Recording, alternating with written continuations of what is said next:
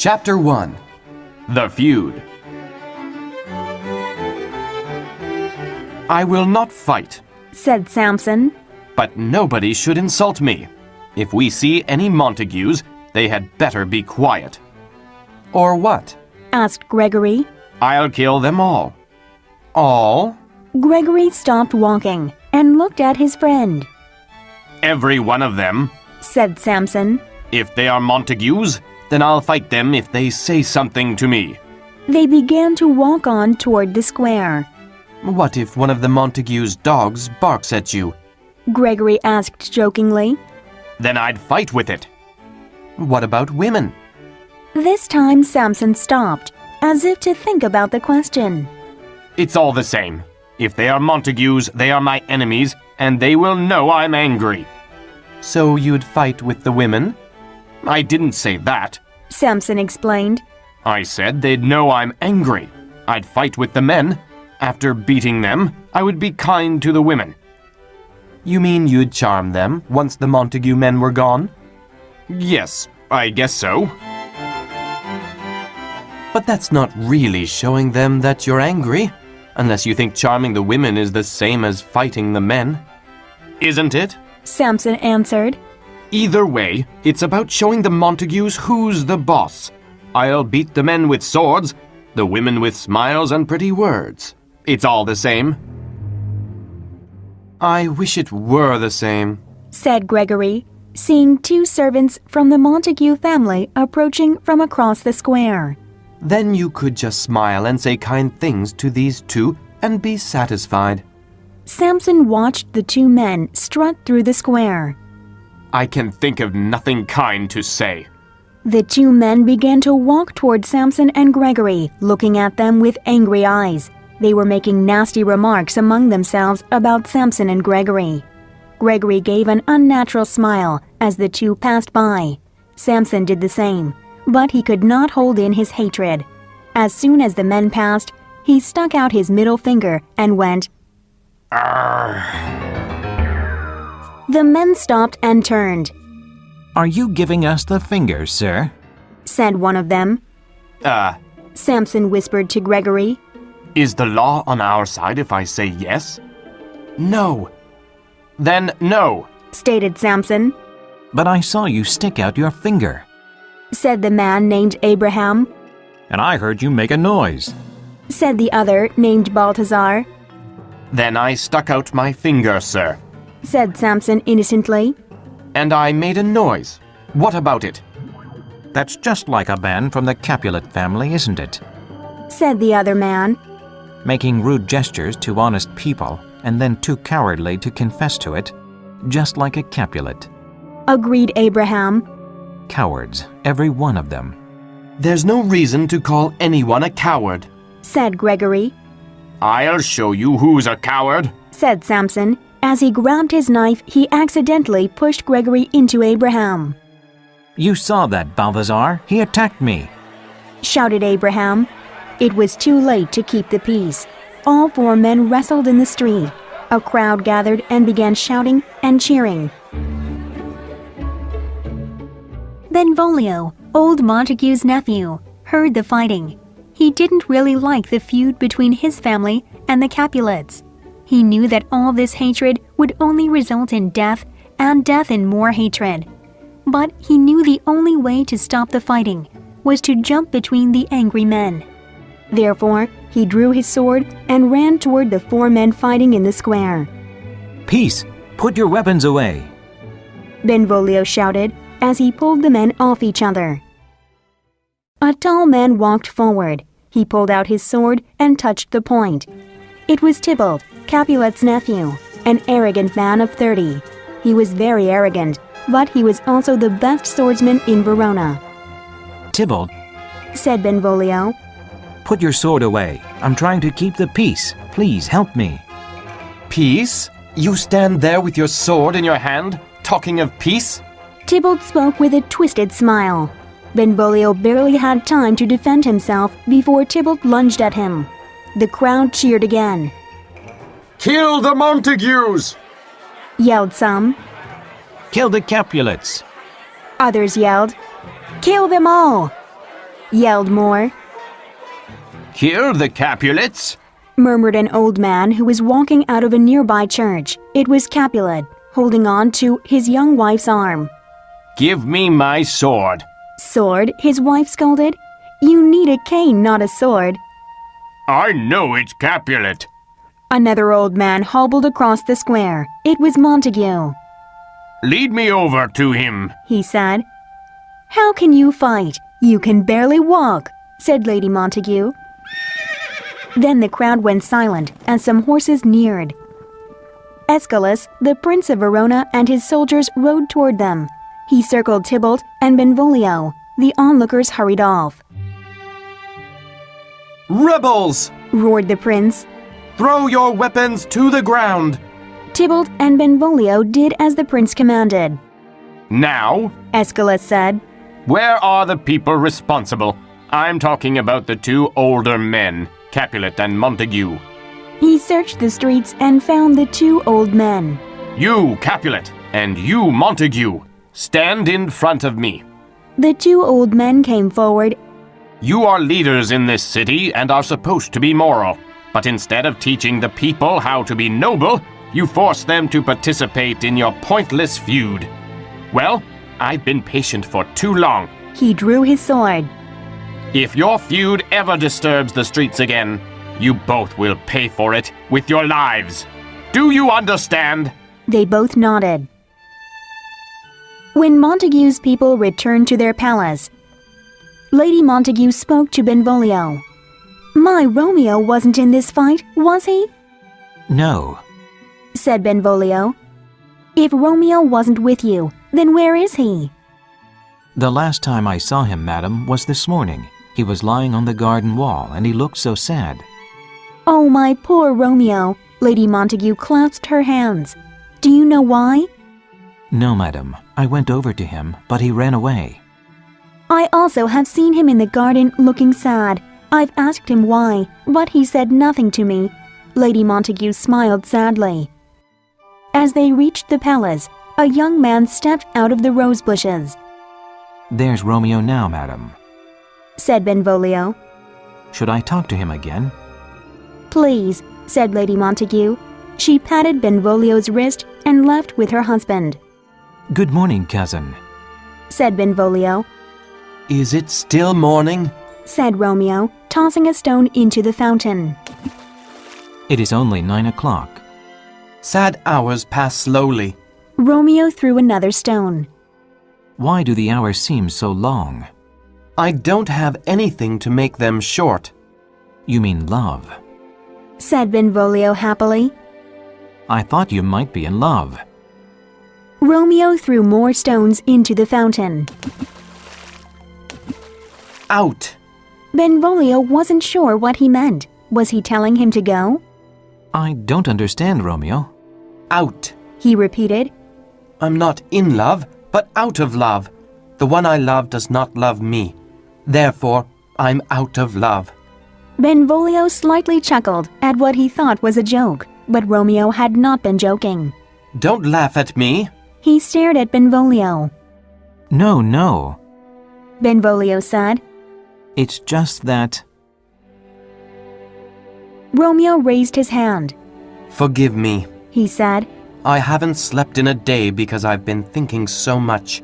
Then he noticed the blood on Benvolio's face. I didn't even notice that you have been injured. It's nothing, said Benvolio. just the usual fight with the Capulets. I should have been with you. Maybe I couldn't help, but perhaps one of the Capulets would have stabbed me and put me out of my misery. You aren't serious. But something in Romeo's eyes said he was. I hate to see you like this. Hate? Romeo yelled, grabbing Benvolio. Hate to see me in love? Then you hate me. He shook his cousin. Maybe you would rather see me in hate. Is that it? Montagues love to hate, fight, and kill. But whether we love to hate or love to love doesn't matter. It's all the same passion, and it will kill us all the same.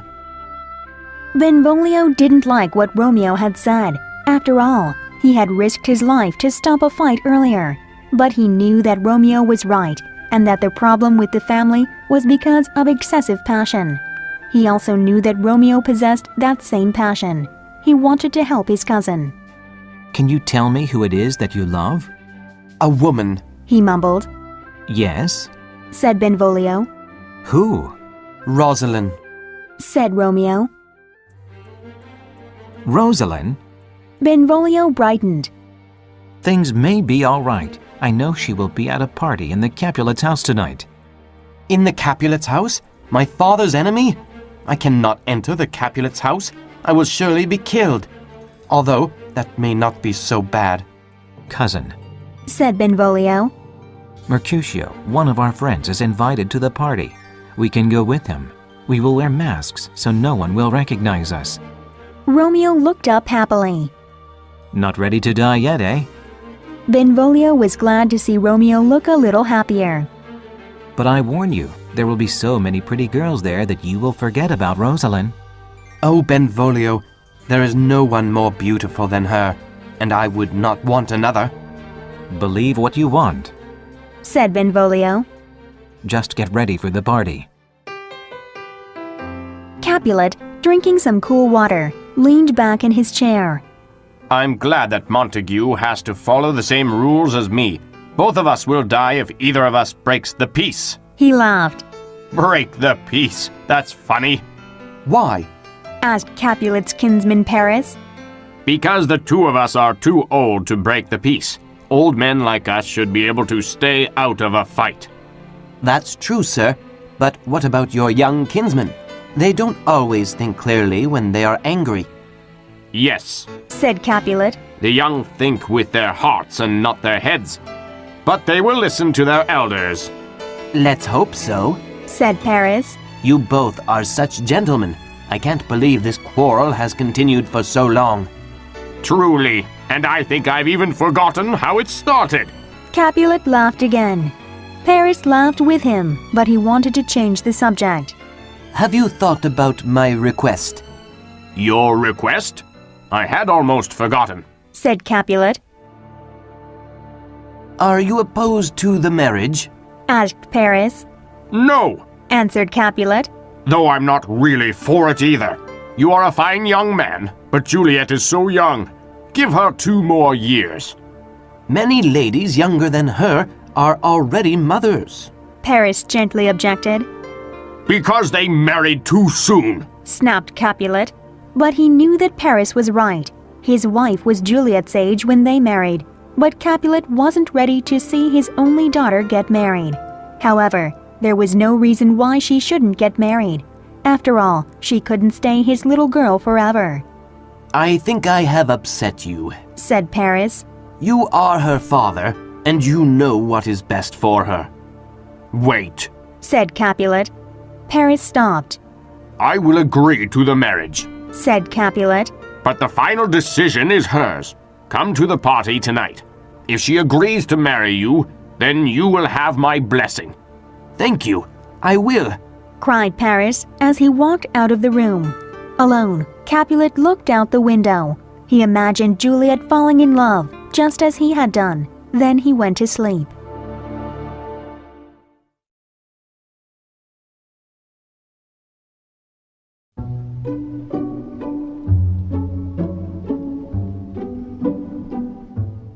Chapter 2. Love at First Sight. Nurse! Called Lady Capulet.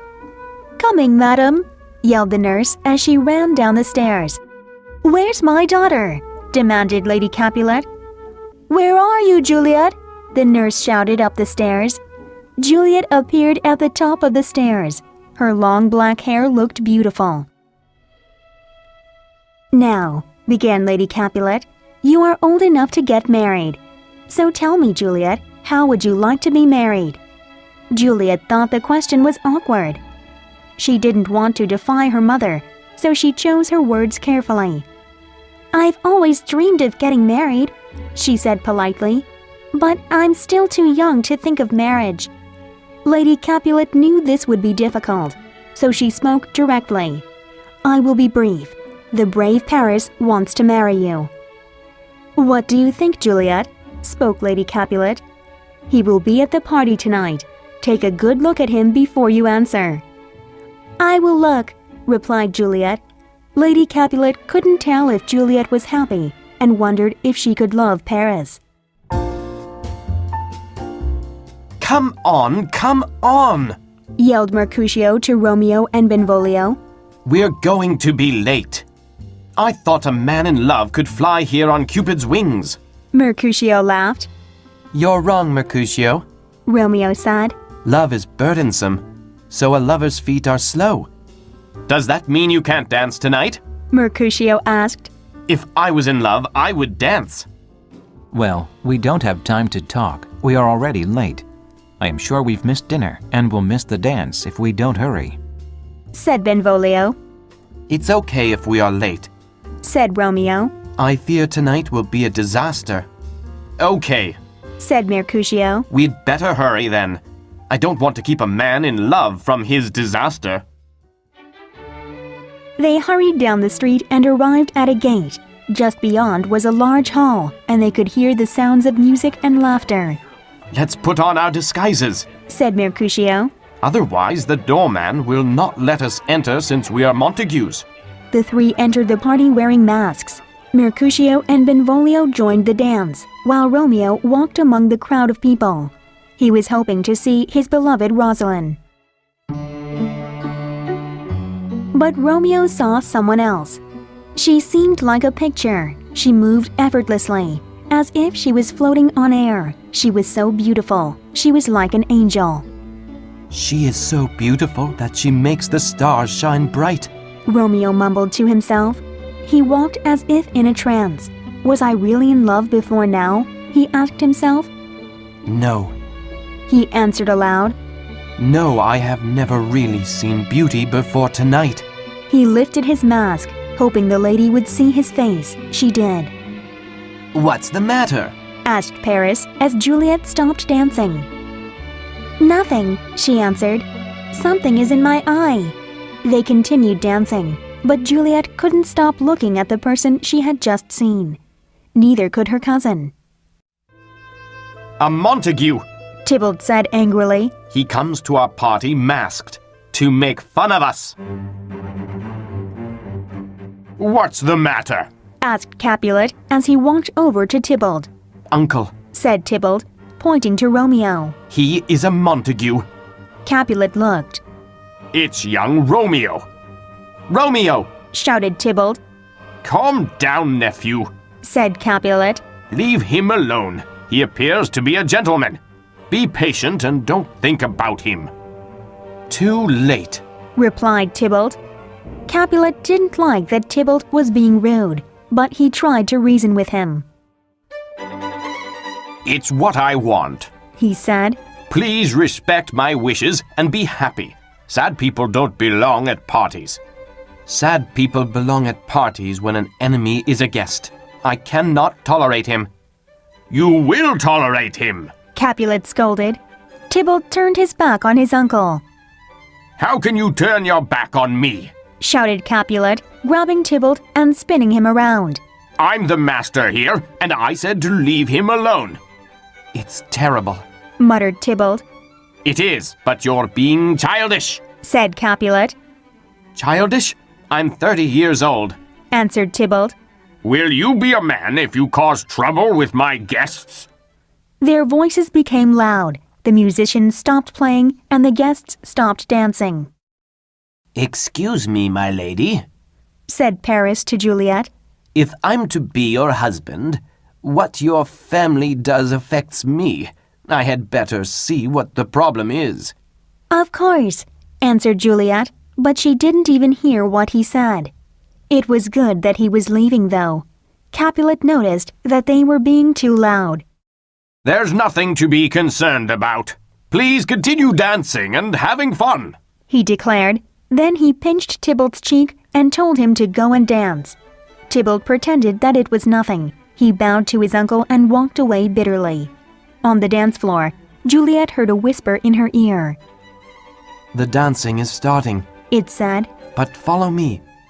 Where to? She turned and saw Romeo. Even with a mask on, He was the most handsome man she had ever seen. She followed him to a private spot. Romeo removed his mask and took Juliet's hand. Your hands are gentle. He said. You are like an angel, and I would like to give you a tender kiss. Juliet felt excited as the blood rushed to her head, but she kept calm. Angels have wings and often fly away, she said. Then she gently laced her fingers through his and held his hand tightly. Romeo shivered. The sensation of her touch was amazing. He wanted to kiss her more than ever, but she hadn't given him permission. Don't angels have lips? He said as he stroked her hand. Yes, she said. She knew Romeo wanted to kiss her, and she wanted him to, but she didn't want to be too bold. Juliet knew it wasn't proper for a young lady to tell a stranger to kiss her. But his touch was so gentle, so strong, and so warm that she could almost imagine what his lips would feel like. How could she get him to kiss her? Romeo was waiting for an answer. Juliet turned her eyes away because she was afraid he would know how she felt. I guess your lips don't desire a kiss, he said as he began to release her hand. But Juliet wouldn't let go. She moved Romeo's hand to her heart. Romeo felt Juliet's heart pounding. She looked so amazing that he felt like he would melt away if their lips touched. Yet Romeo couldn't believe what he did next. He kissed her. "Madam!" yelled the nurse, pushing her way toward them. "Madam, your father and Paris are looking for you." Juliet stepped away, still staring at Romeo. Romeo put his mask back on. Who is her father? The nurse recognized Romeo. "This is Juliet, and her father is the owner of this house," She is a Capulet? said Romeo. "As you are A bachelor. interrupted Benvolio. Come. He whispered. We've been discovered. We have to leave before there is trouble. There is already trouble, said Romeo. Who is that gentleman? Asked Juliet. The most handsome man I've ever seen, answered the nurse. Is he married? Asked Juliet. No, but he might as well be. Juliet stared at the nurse. What do you mean? His name is Romeo Montague, the only son of your great enemy. Of course, he would have to be a Montague, said Juliet.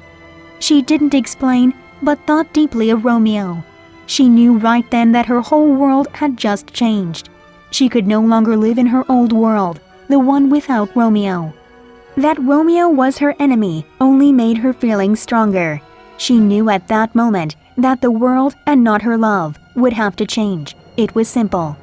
So, she said, my only love has come from my only hate. What's this? Love? Whispered the nurse. My baby girl is in love? Juliet! Came a call in the distance. It was Paris or her father. Juliet didn't care. Tell them I've gone to bed.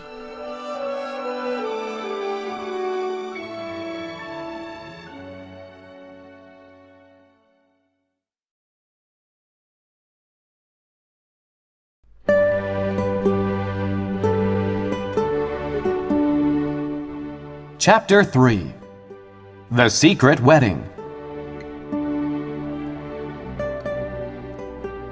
Romeo was thinking strange thoughts. He couldn't go home. He needed to see Juliet again, but he could not go to her house. Yet there was nowhere else to go. He walked in the night back to the house of his father's enemy. He climbed the garden wall and waited. He crouched in the bushes.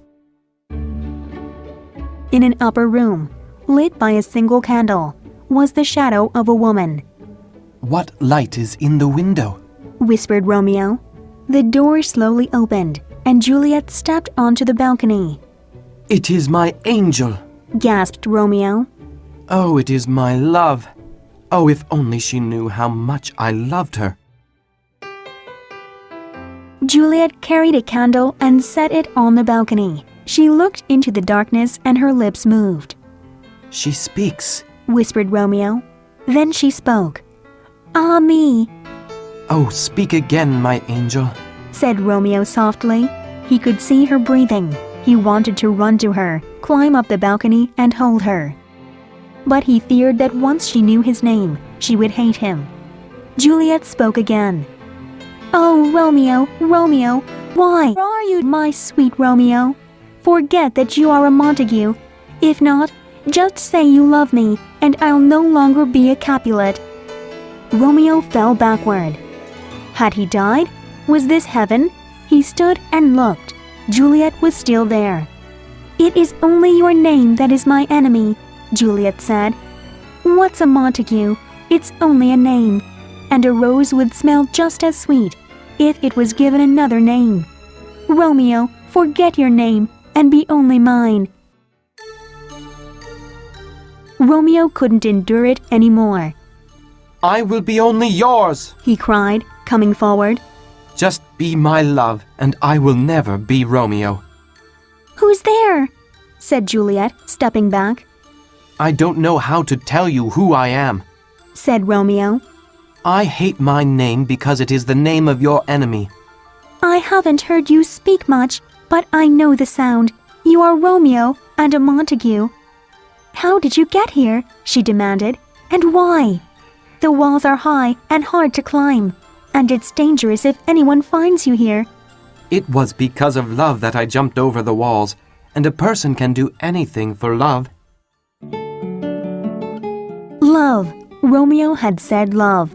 She wanted him to say it again, but she was afraid.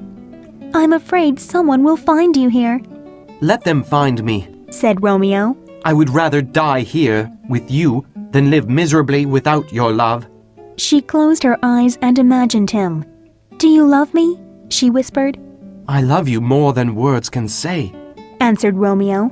"Madam!" came a voice from within the house. It was the nurse. Juliet's eyes opened wide. "A noise! Go, dear love!" Romeo began to tiptoe away, but Juliet didn't want him to leave. "No, stay!" Juliet leaned over the balcony. "What can I do to make you happy?" You can give me your heart, and I will give you mine. "I gave it to you before you asked." Juliet smiled. "My love is boundless and as deep as the sea. The more I give to you, the more I have."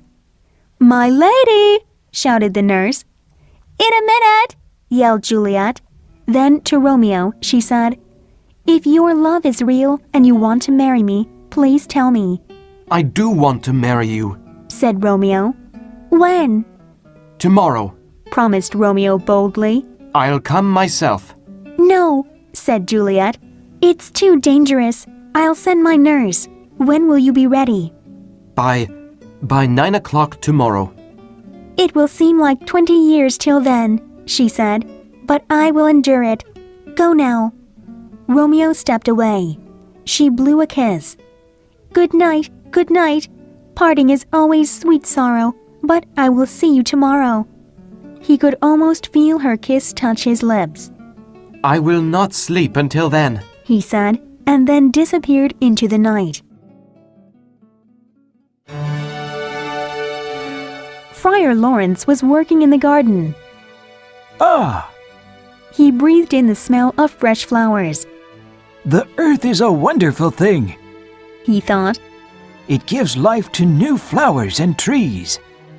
He pulled a pair of scissors from his pocket and began to prune the flowers, humming as he worked. Good morning, Father. Came an urgent voice. Friar Lawrence turned and saw Romeo. My boy, He said, what are you doing up so early in the morning? I've never known a young man to wake up so early. He smiled warmly. Or maybe you did not go to bed last night. I didn't go to bed, but I got the sweetest rest anyway. Were you with Rosalind and resting without sleeping? Friar Lawrence asked. Rosalind? I have forgotten all about her. That's good, my son. But then, where were you? Dancing with my enemy.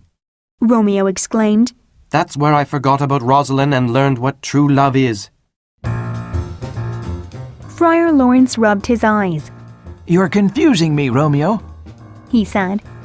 Speak directly. I love Capulet's daughter. said Romeo. And she loves me. We've just met, but our love is everlasting. We have sworn to marry. You must marry us today. Marry you? Friar Lawrence shook his head. You cried for Rosalind only yesterday. Now you say you will marry another? Didn't you scold me for loving Rosalind? I scolded you for idolizing her. Didn't you tell me not to love her? Yes, but not to fall in love again so quickly. You are too passionate. Don't we all live by passion? We live by reason. Insisted Friar Lawrence. We die by our passions. Well, then praise me for being reasonable. I now know you were right about Rosalind. I wasn't in love with her, but Juliet is perfect, and it's reasonable to love perfection, right? You must marry us. Friar Lawrence looked out at the sunrise. He couldn't believe what he was hearing. How could he marry someone so young and naive, and without the parents' consent? Father, Asked Romeo impatiently. The friar didn't answer. He continued thinking. Maybe a marriage would force peace between the fighting families. You have not persuaded me, Romeo. Said Friar Lawrence at last. But I will marry you, and I hope this marriage brings love to your two families instead of hate. Friar Lawrence put his scissors back into his pocket and led Romeo to the church. where is Romeo? Mercutio leaned against the church steps. You said he wasn't home when you got there. No, Answered Benvolio. but Tybalt has sent a letter to him. A challenge to fight? Asked Mercutio. Benvolio kicked a stone. I'm sure Romeo will accept the challenge. Then Romeo will die. Said Mercutio. Tybalt is an excellent fighter. Benvolio knew Mercutio was right, but Romeo was no coward. If Tybalt challenged him, Romeo would accept, and then Romeo would be killed. Benvolio didn't want to imagine that. I'd feel better if we knew where he was. Said Benvolio. There is our poor lover now. Pointed Mercutio. Romeo! Cried Benvolio. Why did you run away from us last night? Asked Mercutio. I'm sorry. Said Romeo. I had something very important to do. What were you so concerned about? About our friend. Said Mercutio. He's been so worried about love lately. We thought he might have done something terrible. Have you seen the letter, Romeo? Asked Benvolio. Letter? Yes. Said Mercutio. From the house of Capulet, your enemy. Romeo's eyes lit up. From the house of Capulet? What did it say? Why do you sound excited? Asked Benvolio. Is it news? Asked Romeo. I'm so in love. It seems like 1,000 years since I last heard her voice. Where is the letter? What do you mean, her voice? Asked Benvolio, puzzled. He's crazy. Said Mercutio. And I must be too. He rubbed his eyes. Is that an elephant coming toward us? They all looked up and saw Juliet's nurse walking toward them. Oh, I see. Said Mercutio, loud enough for the nurse to hear. It's just a fat lady. Fat lady! The nurse turned red with anger and ran toward Mercutio. You have no manners! Stop this! Yelled Benvolio. Both of you, calm down. I was looking for young Romeo here, but I'm sad to see him with such rude men, said the nurse. Take him with you. Said Mercutio. A man in love is not good company for bad-mannered men like us. What can I do for you, madam? Asked Romeo. Can I talk to you in private, sir? Asked the nurse. They stepped aside. The nurse studied Romeo. My young lady has told me everything. I have a message from her. But first, she is so young. So do you only pretend to love her? Pretend? Protested Romeo. I cannot pretend. With Juliet, I have discovered myself. My heart, my mind, and my soul belong to her. The nurse no longer doubted Romeo. She looked into his dark eyes. He was so handsome. Romeo interrupted her stare. Are you happy with my answer? She blushed. My lady loves you, and she is very precious to me. What is important to her is important to me.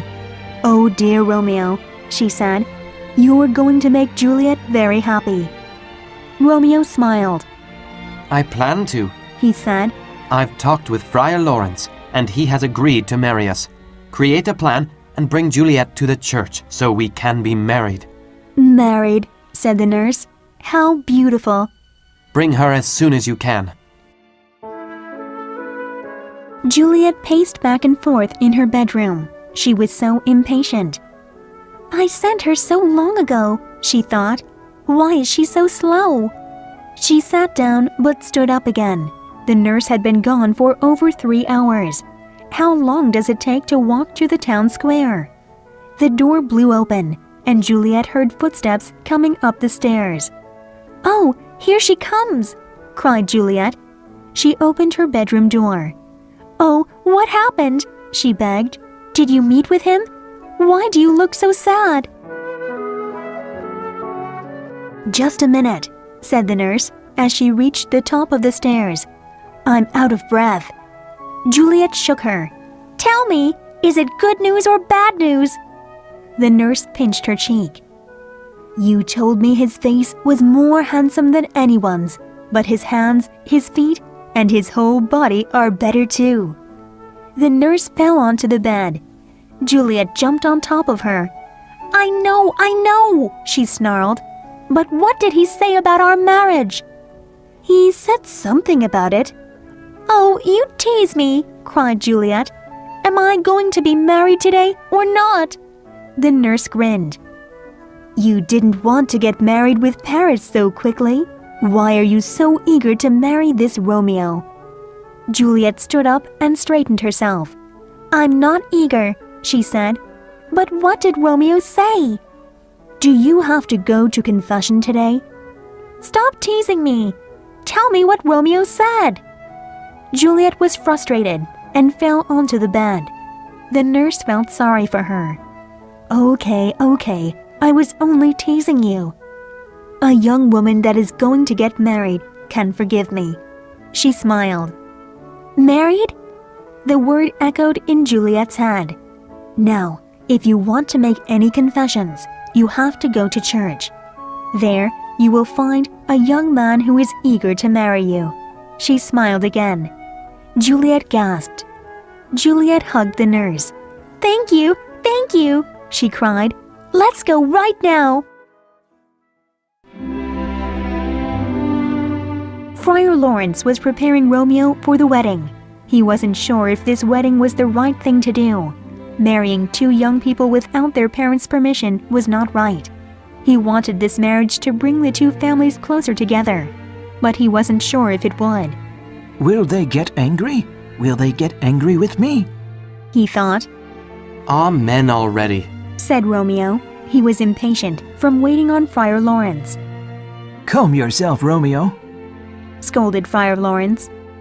You need to live and love moderately. If not, neither love nor life will last long. But he knew Romeo wouldn't be calm, neither would Juliet. Then Juliet came running toward the church.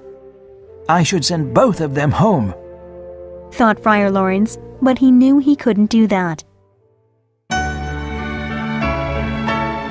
Good afternoon, Father, sang Juliet. She jumped into Romeo's arms. Juliet, cried Romeo, holding her. Please tell me you love me as much as I love you, and how happy you will be after we are married. I love you so much that words can't describe it, she said, and kissed him. Okay, enough, said Friar Lawrence, separating the two. Let's hurry with the wedding.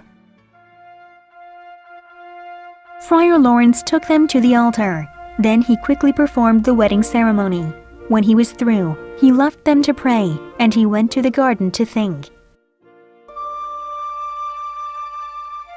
The nurse found him there. Romeo isn't welcome in Juliet's house, she said, nor she in his. What are they going to do? I haven't thought about that, replied Friar Lawrence. Maybe they can tell their parents soon. "Father," the nurse smiled. "They are newlyweds. They want to be together." You are like a mother to Juliet. You should have thought about this problem before the wedding. Snapped Friar Lawrence. "You married them," she replied.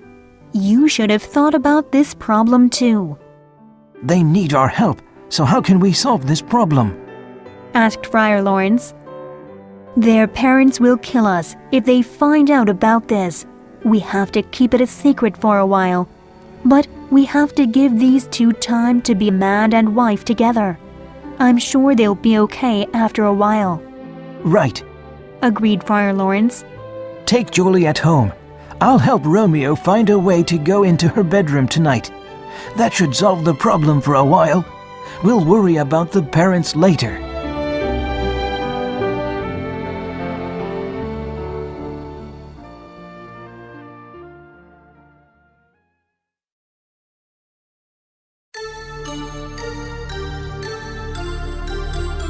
Chapter 4.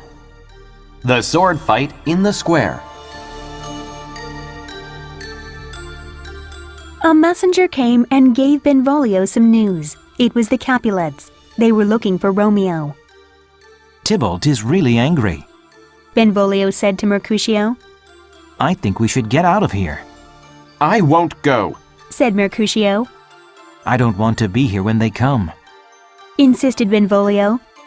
I don't want to get into a fight. Just then, Benvolio saw Tybalt and some of his friends making their way across the street. Oh no! Said Benvolio. Here come the Capulets. Let's go. I'm not worried about them. Replied Mercutio. It was too late to leave. Good afternoon. Said Tybalt. Can I speak with one of you? Speak with us?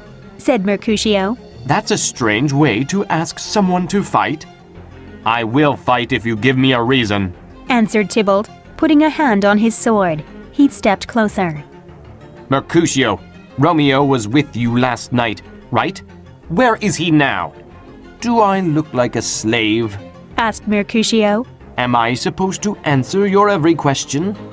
Even if I did know where Romeo was, I wouldn't tell you.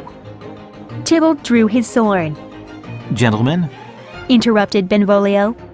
either stop this fight or go somewhere else to finish it. Everyone is watching us.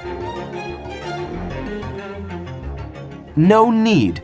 Said Tybalt. He saw Romeo walking toward them. Here comes my man. Your man? Said Mercutio, teasing Tybalt. Is he one of your servants? A mistake. Said Tybalt, as Romeo came up to them. I should have called him a villain instead. He looked at Romeo. Romeo just smiled. Tybalt, He said. I love you, so I will forgive your anger. You will soon learn that I'm not a villain. Until then, goodbye. Tybalt thought Romeo was just making fun of him. You ruined our party last night with your presence. Now turn and draw your sword. Shouted Tybalt. I've never hurt you, Tybalt, and I couldn't now. I love you like a brother. More like a brother than you know. He bowed. Be happy. Mercutio looked at Romeo. He's being dishonorable. Why is he acting like this? I think he's being reasonable. Said Benvolio. Let's peacefully go away and be happy. I'll be happy when Tybalt is dead. Said Mercutio. Tybalt lifted his sword. I'm ready for you. Tybalt, Mercutio, Said Romeo. put your swords away. Mercutio pushed Romeo aside and lunged at Tybalt. Tybalt stepped aside. Then he began swinging his sword at Mercutio. Tybalt, Mercutio, the prince has forbidden this. Stop! Romeo shouted. Benvolio, help me stop this fight. Romeo stepped between the two and grabbed Mercutio, but Tybalt kept coming. Mercutio tried to defend himself, but Romeo was holding him too tightly. Tybalt's sword stuck into Mercutio's chest.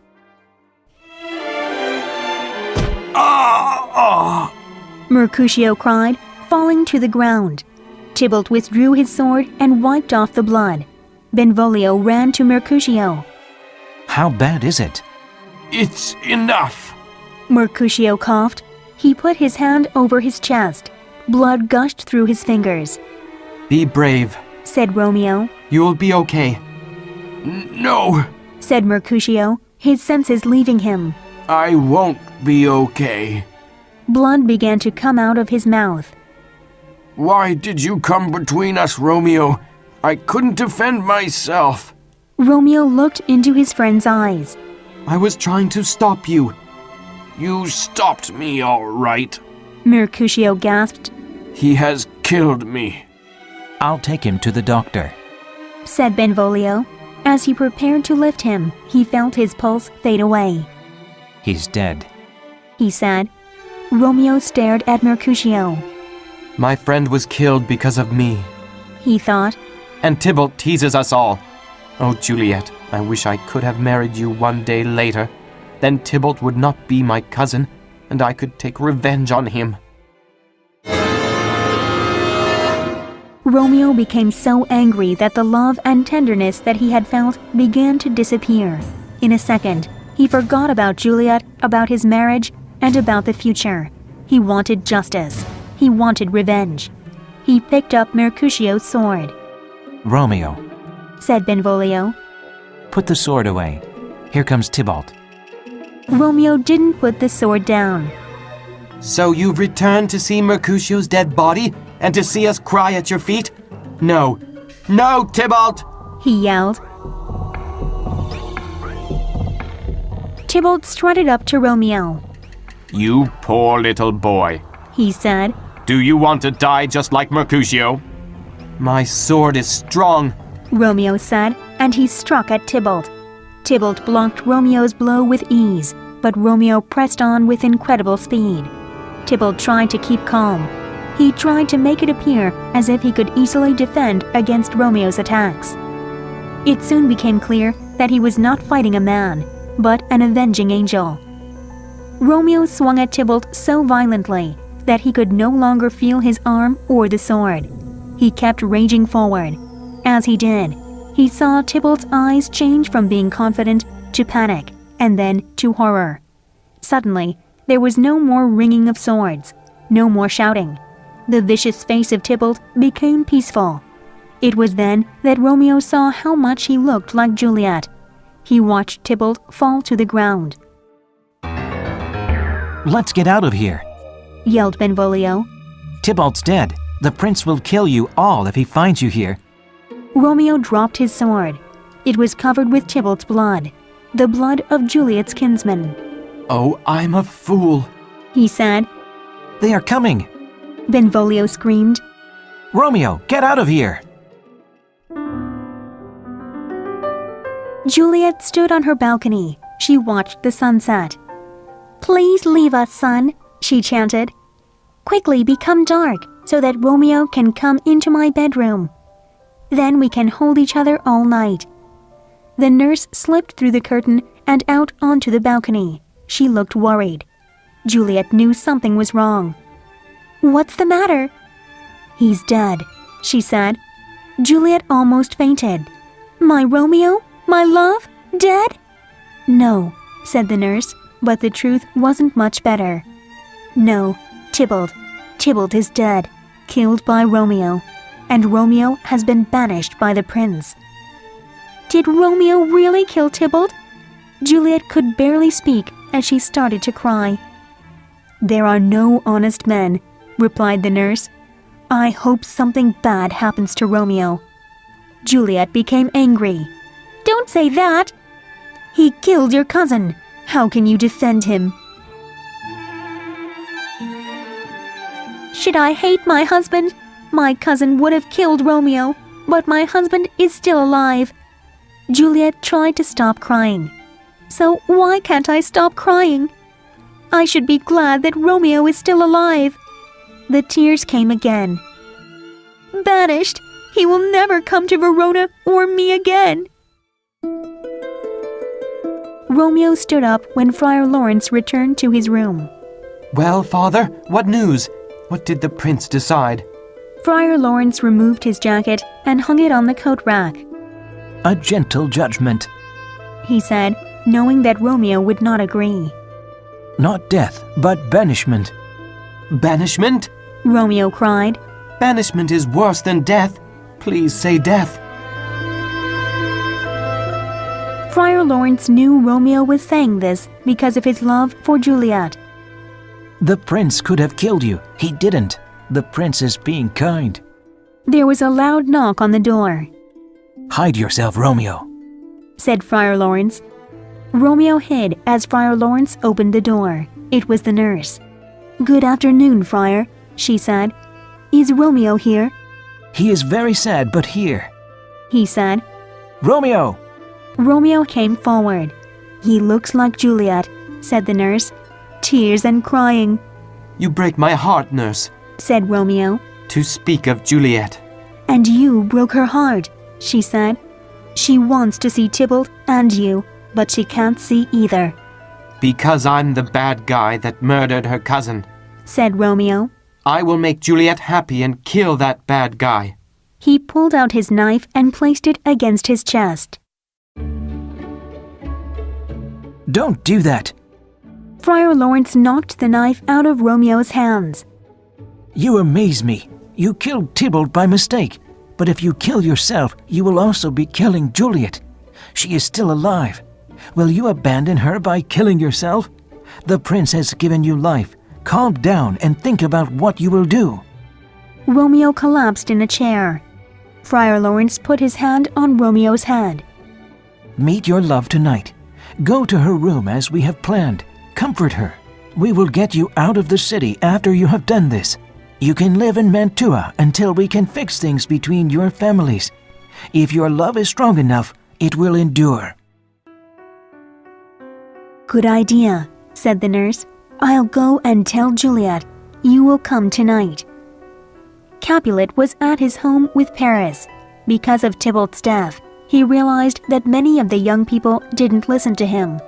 Tybalt hadn't listened to him, and so he had died. Capulet didn't want his only daughter to make the same mistake. Wife, He commanded. speak to Juliet before you go to bed. Tell her that Paris loves her. Tell her that on Thursday, 3 days from now, she will marry Paris.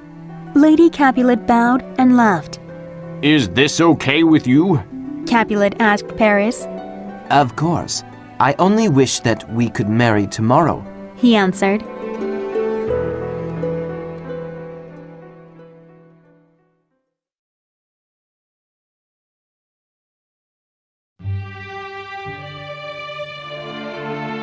Chapter 5. The Secret Plan. Upstairs in Juliet's bedroom, Romeo kissed his lover's lips. Why do you have to leave so soon? Juliet asked. I must go and live or stay and die. Stay, and we will die together, she said as she hugged him. He kissed her again. I will if you will. My lady, whispered the nurse as she opened the bedroom door. Your mother is coming, Goodbye, my wife, my love. said Romeo. One more kiss and I'll leave. He moved her hair and kissed her forehead. My husband, said Juliet, I must hear from you every day, Goodbye. he said again. I'll write you every day. When will we meet again? Soon. Hurry, cried the nurse. I'm frightened, said Juliet. Trust me. Romeo said. He kissed her and climbed down the balcony. How are you, Juliet? Lady Capulet asked, opening the door. I'm not well, said Juliet, dressing quickly. Still crying over your cousin's death? Lady Capulet asked. We are all upset. Her mother then gave her the news. Next Thursday morning, you will marry Paris at St. Peter's Church. No, I will not, Juliet yelled, before she had time to think about what she was saying. Lady Capulet was angry. You disobey? I mean, Juliet said, it is impossible. Footsteps were coming up the stairs outside the bedroom. Your father is coming. Tell him yourself. Capulet came into the bedroom. Father, Juliet said, I cannot marry Paris, But I desire you to marry him. Capulet said. I understand, but I cannot. Do my desires mean nothing to you? They are very important to me, but I'm unable to marry Paris, How can you disobey me? yelled Capulet. Am I the master of this house? You will marry Paris next Thursday. Please, father, cried Juliet, falling and grabbing her father's ankles. You've always let me make my own decisions. Please, let me make my own decision now. Decisions? I'll give you a decision to make. Marry Paris next Thursday, or never look at me again. Don't speak. Just do it. He said. Juliet cried and held her mother. Lady Capulet pushed her away. Your father is only doing what's best for you. Don't speak anymore. She left Juliet alone with the nurse. How can we prevent this? Say something. What can I do? The nurse didn't have an answer. She knew if Juliet was gone, she would have no job and wouldn't be able to support herself. Nurse, pleaded Juliet. All right, she said. Here is my advice. Romeo is banished and can never come back. He's the only one that knows you're married. Well, I know and Friar Lawrence knows, but we won't say a word. Do you understand? If you marry Paris, only Romeo can challenge the marriage. But he won't, because he will never come back to Verona. Juliet was shocked. Are you serious? She looked into the nurse's eyes. It's the only way, she said. Paris will make a lovely husband. Thank you, nurse, said Juliet stiffly. You don't have to say anything else. Go tell my mother and father that I will marry Paris. The nurse felt sick to her stomach as she watched Juliet go to the door and hold it open. The girl was like her own daughter. Juliet had come to her for help, and all she could do was lie. What was worse, Juliet knew that she had lied. I said I will do it, nurse, said Juliet, crossing her arms. So you may go. I will go to Friar Lawrence in the morning and confess my sins. Meanwhile, Paris was at the church talking to Friar Lawrence. Thursday is too soon, Said the friar. That's what her father wants. Said Paris. but what does Juliet say? She is too upset because of her cousin's death. Paris explained. But her father says she will marry me. I'm sorry, Said Friar Lawrence. but you are hurrying this wedding and you don't even know what Juliet thinks. I don't like it. Friar Lawrence, came a voice. Friar Lawrence looked down the path and saw Juliet running through the garden. Oh, someday she will call my name and run to me like that. Said Paris. Friar Lawrence ignored him. What is it? She froze when she saw Paris. Nothing, father, she said. I have come to make confession. Hello, Juliet. Paris bowed. Juliet bowed and looked at Friar Lawrence for help. Paris, He said. you must give us time alone. Of course. He said. Juliet, I will see you on Thursday. He waved goodbye and walked away. Oh, Juliet, Said Friar Lawrence. I hear you must marry Paris on Thursday. Juliet looked at him. Certainly, Friar, you will prevent this from happening. Friar Lawrence looked at Juliet. Please understand. I see how it is, said Juliet. First my nurse and now you. You married Romeo and me, but now you won't prevent this second unlawful marriage. She angrily walked away, but stopped short and turned. You amaze me, you older people. You are so brave when there is nothing to fear, but when there is trouble, you run away. Is this the wisdom of older people? Well, I was prepared for this. She pulled out a knife. Juliet, Exclaimed Friar Lawrence. what are you doing? She put the knife against her heart. Since you will not help, This knife will solve our problem, Wait! cried Friar Lawrence. There is another way. How? Friar Lawrence thought quickly. Here! He said, pulling some flowers from his garden. I will make a potion from these flowers. The drink will cause a death-like sleep. When you are at home alone in your bedroom, drink this potion. You will feel cold and sleepy. Even your pulse will stop. Later, when your family takes your body to your family tomb, I will come and get you. I'll tell Romeo of this plan by letter. He will come too. Don't be afraid.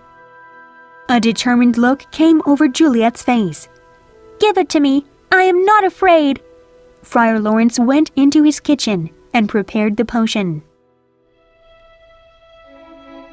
The nurse put Juliet's wedding dress on her bed. You'll be a beautiful bride, she said. Paris is a lucky man. Capulet and his wife stood on the side. Juliet looked at them. I'm happy to have a great father and mother. She gave a half smile and bowed. You are a perfect lady, said Capulet. Juliet moved the wedding dress and sat down. Please excuse me and leave me alone for the night. I must pray, Let's go. Leave her to pray. said Capulet. Daughter, you have made me very happy. He hobbled out of the bedroom. Should I wait beside you tonight? The nurse asked. Thank you. Juliet didn't even look at the nurse. But that's okay. You've done enough for me already. The words hurt the nurse's feelings. I would do anything for you. You know that, the nurse said softly. Then leave me, Juliet said.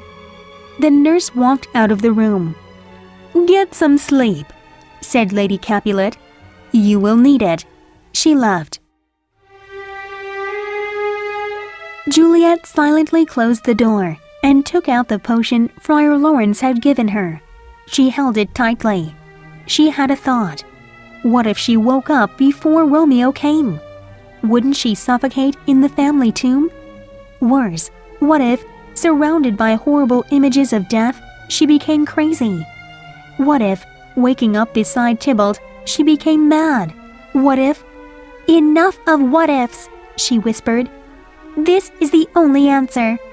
She put the bottle to her lips. Romeo, I drink this for you. She drank. Her throat burned. She gagged. Bright lights appeared before her. Her body went numb. She felt herself falling, and then nothing. Before dawn, the nurse woke up and went to Juliet's room. One word of encouragement, she mumbled. That's all. Surely Juliet will listen to me. She opened Juliet's door and tiptoed to where the young lady was sleeping. She put her hand on her cold forehead. Her scream woke up the entire house.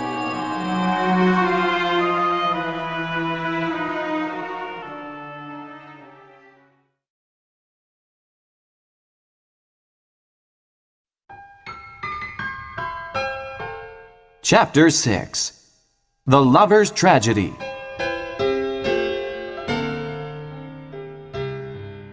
Balthazar's hand shook as he opened the door of Romeo's apartment in Mantua.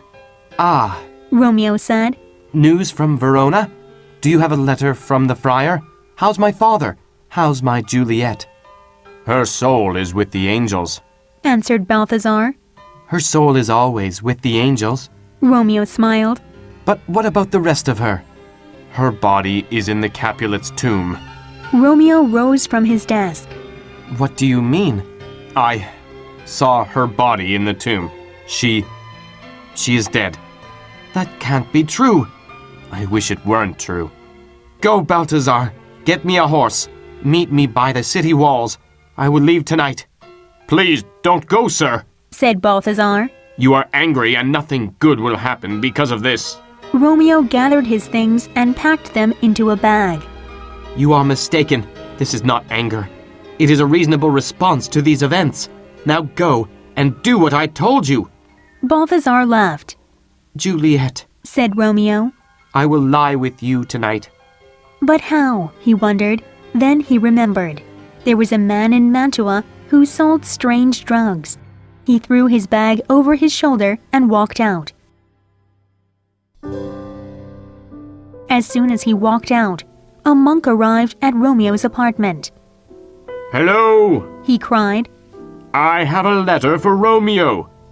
Hello? It comes from Friar Lawrence, and it's very important. Is anyone there? Hello? No one was there to answer. Friar Lawrence stayed hidden as he walked to the Capulet's family tomb. By looking at the moon, he could tell that it was almost midnight. That meant that Juliet would wake up soon. He didn't want to think about Juliet waking up in a cold tomb surrounded by dead bones. He walked faster until he arrived at the crossroads where he had instructed Romeo to meet him. There was nobody there. He waited for a long time, but there was no Romeo. Finally, he saw a man walking toward him, but it didn't look like Romeo. Who else would be coming to the graveyard at this time of night? He thought. Who's there? Called Friar Lawrence. Friar Lawrence? Returned the voice. Is that you? Friar John? Asked Friar Lawrence, squinting to see who it was. Yes. Said Friar John. What are you doing here? Asked Friar Lawrence. Where is Romeo? That's what I came to talk to you about. Did you take the letter to Romeo? I never got the chance to. Said Friar John. I was stuck at the customs house. By the time I got to Mantua, Romeo was gone. Oh no, Said Friar Lawrence. I'm sure he has heard about Juliet's death by now and has, dear God, what has he done? You seem upset, my brother. Go to my house. Friar Lawrence said. Wait there in case Romeo shows up. Tell him Juliet is alive.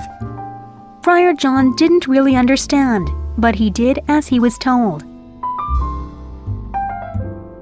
Wait here with the torch. Said Paris to his servant.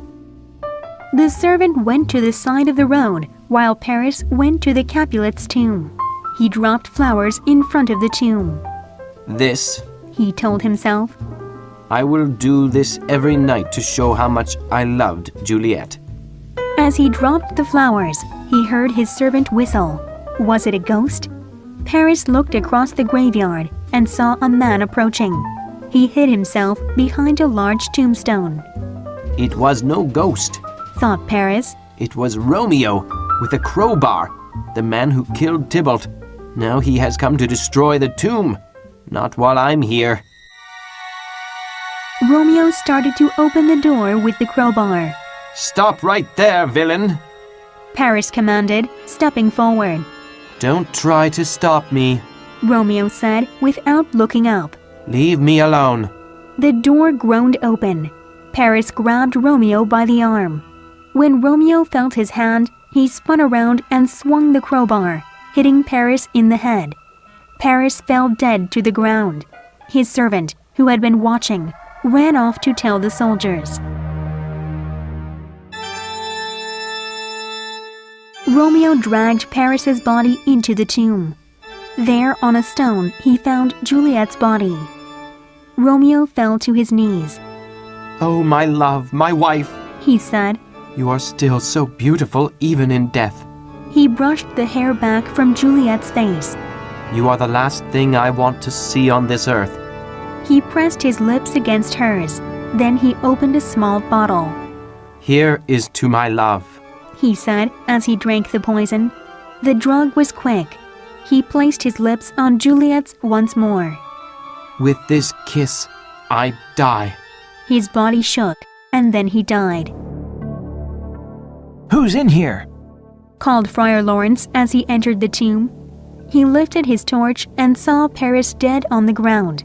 Then he saw Romeo dead at the base of the stone where Juliet was lying. If only I had been here 1 hour earlier, then I could have saved them both. He mumbled. Juliet groaned. And now the lady awakes. Juliet rose up and saw Friar Lawrence. Friar, she said, where is my husband? Horses could be heard in the distance. I hear some noise. Said Friar Lawrence. Let's leave right away. "Where is Romeo?" demanded Juliet. They could hear voices coming closer. I cannot stay. Whimpered Friar Lawrence. Romeo is dead on the ground. Paris is also dead. Now, come on. "You may go," she said, kneeling to examine Romeo. My lady, I have to go. "Then go," Juliet said, "but I cannot." Friar Lawrence looked at Juliet and then ran out of the tomb. "What's this?" thought Juliet. "A bottle in Romeo's hand. It's poison." She looked at the bottle. "You drank it all and didn't leave any for me." She took the knife from Romeo's belt. "I cannot live without Romeo," she said, and she stuck the knife into her heart. She fell on top of Romeo, just as the prince rushed in. Montague followed him in, and so did Capulet and his wife. The peace in my city has been broken. The prince looked at the two old men. I'm sure that this is because of the hate you have between your two families. More torches were brought in. What happened here? Demanded the prince. A captain entered and whispered into the prince's ear. The prince nodded. All right then, bring the suspicious man in. Two soldiers dragged in Friar Lawrence and threw him on the ground. Friar Lawrence pleaded. I know I look guilty, but I didn't murder anyone. Then what happened here? Asked the prince. Friar Lawrence told them everything. He told them how he had married Romeo and Juliet. Everyone gasped. When old Capulet said he wanted her to marry Paris, she came to me for help. Said Friar Lawrence. I gave her a drink to make her sleep. She would have killed herself there in my room if I hadn't. Continue, said the prince. I tried to tell Romeo, but my letter arrived too late. When I came here to get Juliet, Romeo had already arrived. He didn't know that she was just sleeping, so he killed himself. He looked at Paris's body. I guess Paris died trying to stop Romeo from entering the tomb. I tried to get Juliet to leave, but she wouldn't. Why didn't you stay with her? Asked Capulet. I was afraid. I'm a coward. He cried. Enough. The prince said. It's true that you should have helped these young people, but it's not your fault, said the prince. He turned to Capulet and Montague. See what has happened because of your ancient grudge? You've lost your only children. Capulet looked up from the body of his daughter. He saw his old enemy kneeling across from him. Brother Montague, he said. Please forgive me for all of this hatred. Montague leaned across the bodies of Romeo and Juliet and put his arms around Capulet. I will make a pure gold statue in honor of your daughter, and I will put one of Romeo by her side. Prince Aeschylus lifted the two old men to their feet. Let's leave this place and talk somewhere else. He led all the grieving people out of the tomb. There has never been a more tragic story than this one of Romeo and Juliet, said the prince.